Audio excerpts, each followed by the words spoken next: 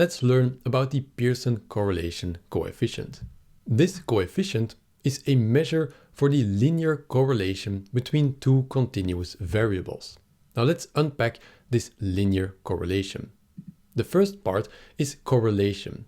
By now, we already encountered it a couple of times this lesson. The correlation is a measure for the link or the relation between two variables. We could have positive correlation, in which both variables rise and fall together, or we could have the opposite effect, negative correlation, where if one variable rises, the other one falls, and vice versa. Now remember that there is no causal connection going on here, not necessarily. It's just the observation of this pattern. Now the linear part in linear correlation basically indicates that this pattern of rising and falling together of these two variables, or the other way around, basically that this pattern is consistent throughout the entire dataset. Now in the course notes, I looked at a very concrete example, but let's here make it more general and look a bit more into detail about this linear part. Let's say that we have two datasets or two variables, x and y. X, for instance, could be the height of pet animals, and y could be the weight of the pet animals. So we have two variables and we want to see if there is a correlation or not. Now the linear part is that we could very easily get the value of y if we are given the value of x. To get from x to y, we simply multiply x with a specific number a, and then we add to this another number b. And by doing this, we simply get the value of y from the value of x. Now, if you remember from your algebra classes, then this equation that links these two values is the equation of a straight line. And that is exactly what the linear part in linear correlation means. It means that the relation between the two variables can be represented as a straight line. For instance, on this graph here, let's say that x is one variable and y is another variable. And thus we can see that if we go from x to y and we plot them all on the same graph, then we get a line. Now, of course, be very careful that this relation between x and y can be completely reverted. We could, for instance, revert this equation such that we can get the value for x if we have the value of y.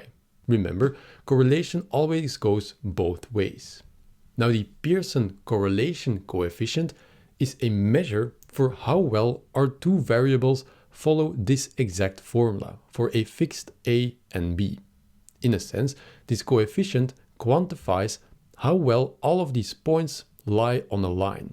Now, in this particular example, they exactly lie on the same line. So the Pearson correlation coefficient will be 1, but we will see many more examples and even generate them ourselves. Now, the mathematical formula for the Pearson correlation coefficient is given right here. Now, as is very typical for this course, we will not go into this formula. Instead, we will simulate data sets that give a very intuitive understanding for how this correlation works and how this number, the Pearson correlation coefficient, is linked to different data sets. Now, what is important here is that the Pearson correlation coefficient only works accurately if x and y, are two data sets that we're looking for correlation at, are normally distributed. However, by now we know that most of the data sets that we encounter are indeed normally distributed. However, it is always important that before you look at correlation between continuous variables, you first do your statistical tests, namely the Wilk-Shapiro test. So let's see how we can now visualize different levels of correlation between two variables using Python code. And the first step, of course, is that we need to generate two datasets or variables which are indeed correlated to one another, but for which we can fine-tune this correlation. Now, the first variable, which we will call x, will simply be a dataset that is distributed according to a normal distribution, with a mean being 0 and a standard deviation being 0.7. So how do we now generate another dataset or variable called y such that y and x are correlated to one another? Well, the first try could be to generate a y dataset by simply taking each value of our x dataset and multiplying it with a fixed number, a. Now a could be 1, 2, or even 3.14. In this way, we can abstract each value of y by just looking at the corresponding value in the x dataset. However, this also means that every value of our y dataset is 100% determined by the corresponding value in our x dataset, and thus these two variables are 100% correlated. Now, this is not exactly what we want, because, well, first of all, it is not a realistic situation of two 100% correlated variables, and the other thing is that at this point we still cannot tune our correlation. It's simply 100%. So how do we then generate y in a way that it is less correlated and that we can tune this correlation? Well, we can do so by adding noise. Now, this means that each value in our y dataset that we generate is still generated by multiplying the corresponding value in our x dataset with a fixed number, a, but now we add to each value a random number, which is called the noise. Now, this random number, this noise, is itself picked at random from a normal distribution. This normal distribution has a mean of 0 and a standard deviation noise param, which we can fine-tune. Now, because we add a random number each time we generate a new data point in our y dataset, the connection between x and y will be slightly different for each pair of data points. And therefore, the correlation will not be 100% anymore. We cannot determine the value of y by simply looking at the value of x, because we will always have this noise that is randomly distributed, so we don't know beforehand. Additionally, by making it such that we can determine this noise parameter that determines the spread of our noise, we can tune this correlation, this connection between x and y. For instance, if we increase the value of this noise parameter, that means that this number here that we add might have a larger spread, so it could be much lower or much larger than 0. This means, of course, that we will get much more noise and therefore less correlation. However, if we put this noise parameter to 0 or very, very small, then this noise will always be roughly 0, the mean of this normal distribution. Now, if this noise is roughly 0, then we are back to the previous case, where each element in our y dataset is simply the element in our x dataset multiplied by a fixed number, and thus 100% correlated. Now, implementing this in Python code, meaning generated y and x in this way, we obtain two datasets or variables that can be visualized in the following way. Now, what we see here is a scatter plot. So each point in this scatter plot, let's take this one for instance, has an x value associated with it, in this case a little less than -1, and a y value associated with it, in this case a little more than -2. So each data point has an x and a y value. And these x and y values, they come from these two correlated data sets. In this case, all of the points in this scatter plot are simply just forming one blob. There isn't really a pattern that we can see, and therefore we suspect that the correlation in this specific case will be roughly 0. There is no connection between x and y. Now, these histograms on both sides of the scatter plot are very interesting. Remember that each point here has an x and y coordinate. But these x and y coordinates are of course values of their corresponding data sets. Now, to see the data sets for x and y visually, we look at these histograms.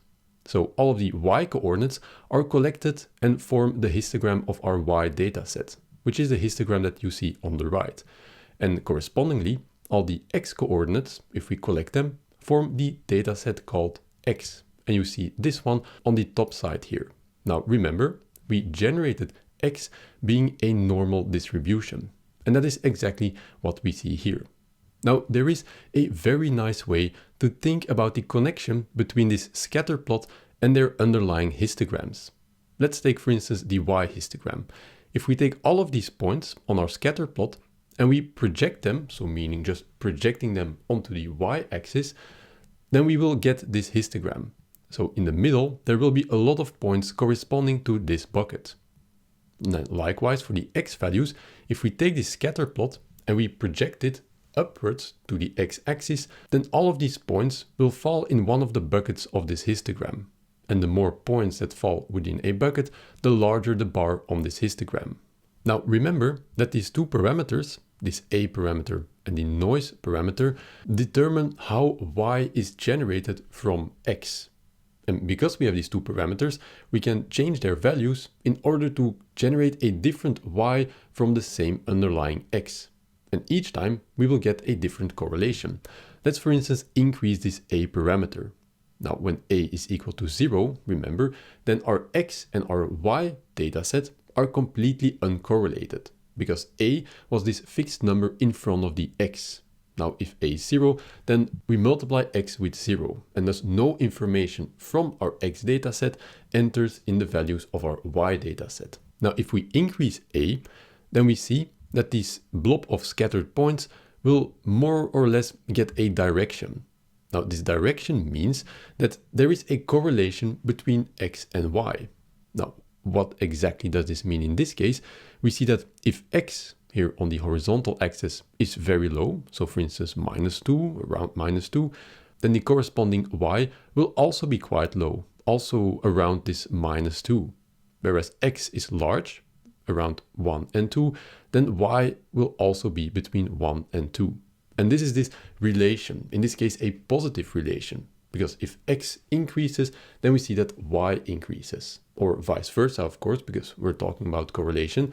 If Y increases, then X also increases. And this is determined by this A parameter. However, because we have still a lot of noise, we see that not all of these points are on a very straight line. So then we can see what happens if we reduce this noise parameter. So if we reduce it, we see that all of these scattered points, they more and more follow a straight line. And if we make noise equal to 0, then we of course have our 100% correlation. Because if we look at our formula here, we generated Y, which is equal to A, which in this case is 1, multiplied by X plus 0, because our noise is 0. Now 1 multiplied by X plus 0 is simply X. So in this case, Y is equal to X, or X is equal to Y. And we can see this because these histograms, they are identical. And this shows that with the power of simulation and generating our own datasets, we can simulate various different scenarios, two datasets with an ever increasing level of correlation. Now, in the next lesson, we will actually see how we can implement these two datasets, or the generation of these two datasets, using Python code, and how we can generate these figures ourselves, such that you can play around with these parameters and build up an intuition about correlation between two continuous variables. So I will see you in the next lesson.